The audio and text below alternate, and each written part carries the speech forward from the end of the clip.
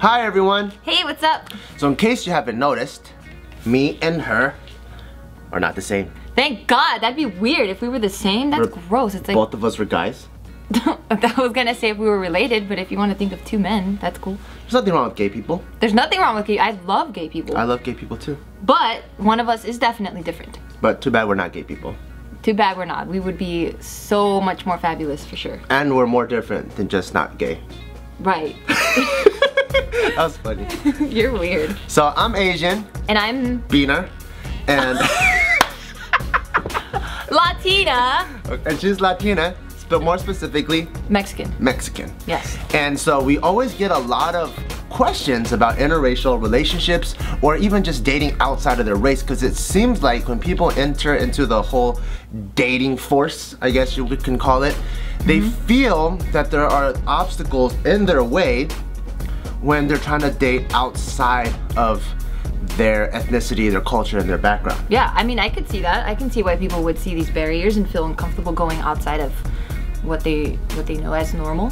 Like for example, I did a show in Oklahoma last year, and while I was there, I was just talking to a lot of the frat guys, and then I'm like, dude, where's the girls at? And then they're like, dude, man, there's barely any Asian girls here. It's so hard to date. And I'm like, so it was Asian guys complaining that there weren't any girls? Yeah. Any Asian girls? Yeah, so there's an Asian frat, and then they're complaining that there weren't any Asian girls. And then I was like, well, why don't you go for white girls or black girls or Hispanic girls or any other girl, Middle Eastern girl or whatever, right? And then when I said that, it was almost as if I mentioned something taboo. Like, shh, don't say that around here. Really? Yeah, and I was like, what the fuck's wrong with the hell? And I'm like, does KKK exist around or something? And then they're like, no, like it's just that I don't think the white girls like see me that way. And I'm like, what? I'm like, do they go up to you and go, oh, ni hao, how you do? Like, are they like, I mean, like, they know you're fucking American, right? Like, you're fucking born here. Your name is an American fucking name. Your name is fucking John or fucking Jason or Emmanuel. Well, that's not American, but Emmanuel's far from American. But maybe that's just something that's not seen out there. Maybe it's within the Asian and the white and the black and the Mexican culture where people just stay amongst their bubble and themselves, because that's just how it works. Which is super true. But the part that trips me out though is I'm like, well, does that mean like, I mean, you guys are in a classroom setting, so you guys must acknowledge each other that you guys are classmates, right? Like if you're like, oh, you know what, like Travis over there, the Asian guy, like Travis over there, he knows a lot, I'm gonna go ask him. And like, you can talk to your white female or black female or Latina female classmates, right? Yeah. And he goes, yeah, like no problem. I mean, we do study groups together and we email each other. And I'm like, okay, so they acknowledge your existence and you guys socially interact. So I'm trying to like bring it one step forward. And I'm like, well, what about, do you have friends? And then they're like, oh yeah, just the other day we had like a frat social, our frat with the sorority, we went out, we threw frisbees together. And I'm like, so you're telling me an entire Asian frat had a social with the entire white girl or Latina sorority? He goes, yeah, we just went out there and okay, that's good. And I was like, after you guys threw the frisbees, did any of you guys end up having sex? And then that's when it was like, oh no, like we were just. Well, I think what I've also heard, and I can understand is, yes, they do mingle that way, the way you say, right? They are in a classroom setting, they do have study groups, it is intermixed and whatever, they do have socials that is also intermixed and intertwined, even to the extent of them dating each other, but not seriously, is what I've heard. So they'll date each other and they call it as like, I've heard even parents say this, where they're like, you know what, yeah, go date the non-Asian or whatever your ethnicity is, the opposite of what your ethnicity is, or the different ethnic background. They're like, yeah, go ahead, but just make sure just to have fun. But then I want you to settle down with whatever your ethnic background is. Like, I want you to settle for that. But the problem that I keep hearing though, they can't get to the dating phase.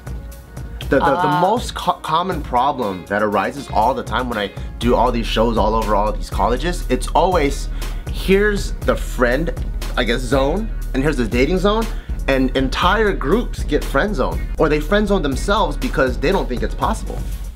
But maybe it's just they feel like it's not possible because of what the other person's doing. And I think that's exactly what it is. So me growing up in LA, which is a really culturally diverse area, I think a lot of us growing up, like Joe, Timothy Delgado, like we've grown up dating interracially, and I also believe there is precedence, right? Like when you're a kid, you can walk down the street and you can see an Asian guy with a black girl, or you can see like a white guy with like an Indian girl, and like we've seen that, and especially in West LA, it's super culturally diverse, and you just see the most craziest combinations. It's quite beautiful, yeah. I must say. And I'm like, oh, this is really cool. And you see interracial gay couples with another baby that's not even the same, and because you're so exposed to this, there is no real right or wrong, and there isn't like, well, he's the odd M&M, you know? It's like every color is cool in this bag of M&Ms, and everyone's cool. So I can kind of see where these guys are coming from, especially if they grew up in a not so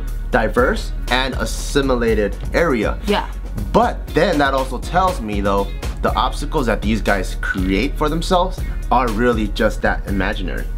They're not real obstacles, because on the flip side, I also have so many comments on my YouTube channel, and I mean, everyone knows that we're fucking together, so they're not trying to get at me, but on the comments, I see like a white girl or a black girl, and they'll be like, dude, like, I think Asian guys are so fucking cute, but none of them really want to talk to me, or like I try to talk to them, and they just run away. Like, how can I get an Asian guy? And I think just so much as like, I mean, I've heard of this like a million times, but there's like Asian guys are trying to get the white girl or whatever, right? I've seen just the other way too. Well, I mean, it's hard because since we're talking about Asian guys, I feel like they need to have some sort of connection, right? And they're very respectful, and they'll be like, okay, well, since we're study people, that's just kind of how they're gonna treat. We're study people. Or like study friends. No, not the race, dude. No, I'm talking about the relationship with the girl. A for Asian, A for Asian. No, I'm just talking about the relationship that they have. That they're study people, not that Asians are study people. You're stupid. Anyway, so if they have a relationship with the girl that's of another ethnic background, then they're just gonna see it as, okay, this relationship right now, we're just classmates, or we're just studying together. And if it comes to, oh shit, I'm kind of having feelings for her, I feel that they just don't understand how to take it to the next level, because they really don't have a grasp of that other person's like the culture. Like the way they think, and how different or how even similar their ethnicities might be, like the cultures and the way they speak to each other. So I think as soon as it comes down to now having like a more romantic type of relationship, they're like, oh shit, like I'm not used to this, so no one else is actually doing that around me, and maybe it's for a reason. And it's probably hard. Which is very true. I mean, I love the Asian culture, and I think there's great things about it. Like, for example, there's a huge hierarchy and order of how you're supposed to behave and how you treat every single different relative, elder, and younger people. Like, you have even all of that, right? Bosses, all that shit. Yeah, and then there's so much order and culture and organization in the Asian culture.